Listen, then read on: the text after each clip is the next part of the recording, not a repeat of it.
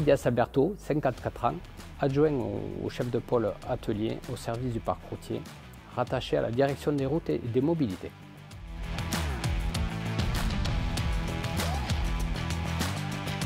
Alors, j'ai préparé mes diplômes de maintenance mécanique automobile au lycée de Nogaro, Balance d'Agen, Muret et Auch, où j'ai fini avec un brevet de maîtrise.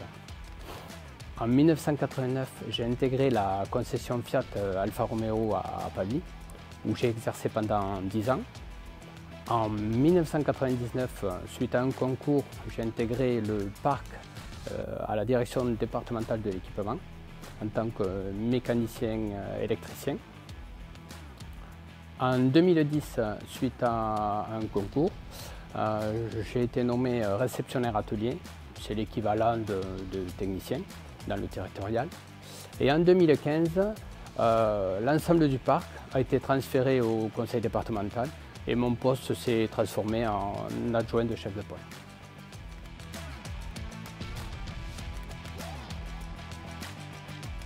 Alors, c'est assurer la coordination technique de la maintenance et des réparations de l'ensemble de la flotte du conseil départemental.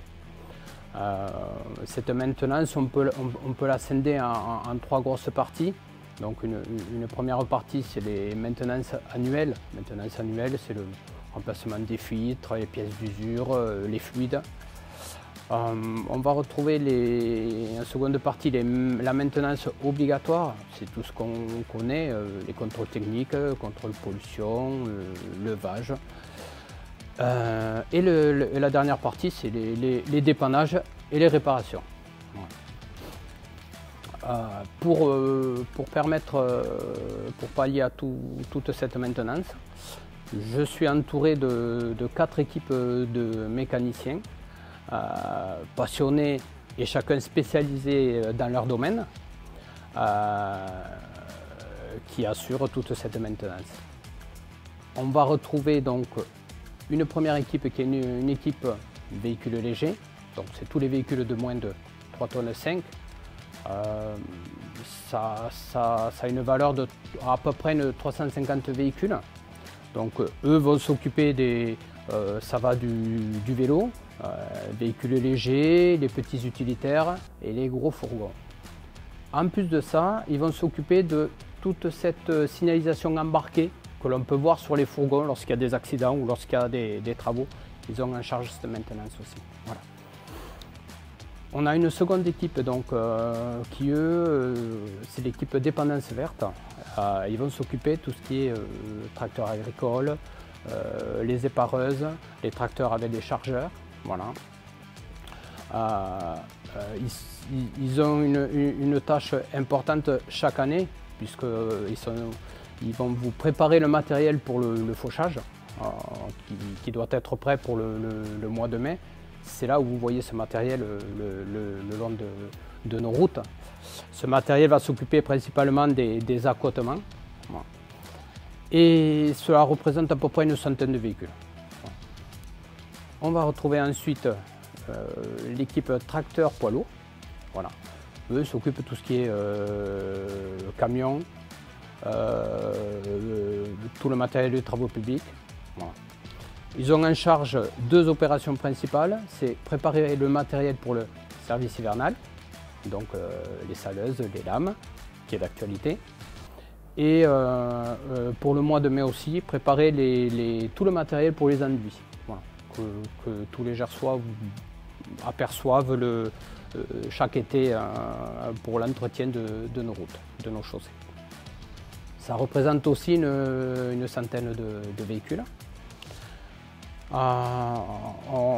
J'ai une autre équipe qui est mon gestionnaire technique. Lui va s'occuper de tout ce qui est VGP, suivi d'élevage. Il assure aussi un peu de formation pour l'utilisation du nouveau matériel.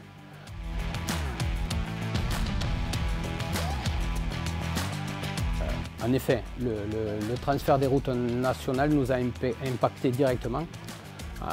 Puisque ça a représenté une soixantaine de véhicules qui sont venus se rajouter. D'où on a été obligé de se réorganiser. avec un mécanicien supplémentaire.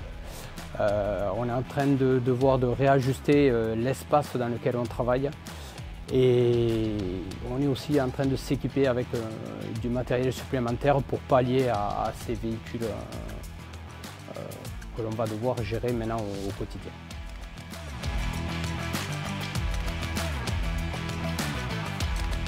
En premier lieu, l'interactivité qu'on a avec les autres services. J'ai pas mal d'échanges, ne serait-ce que sur les besoins qu'ils peuvent avoir, des demandes spécifiques. On essaye de recentraliser ça et en même temps de leur montrer nous aussi ce qu'on est capable de faire. Et c'est vrai que ça c'est très intéressant.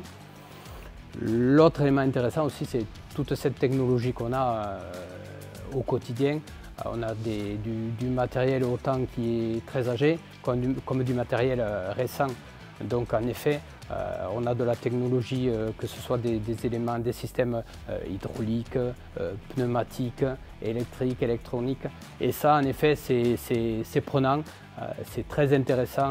Et ce panel de technologie nous oblige en permanence à déjà former tous nos mécaniciens et être toujours à l'écoute des nouveautés pour être toujours au jus de toutes ces technologies.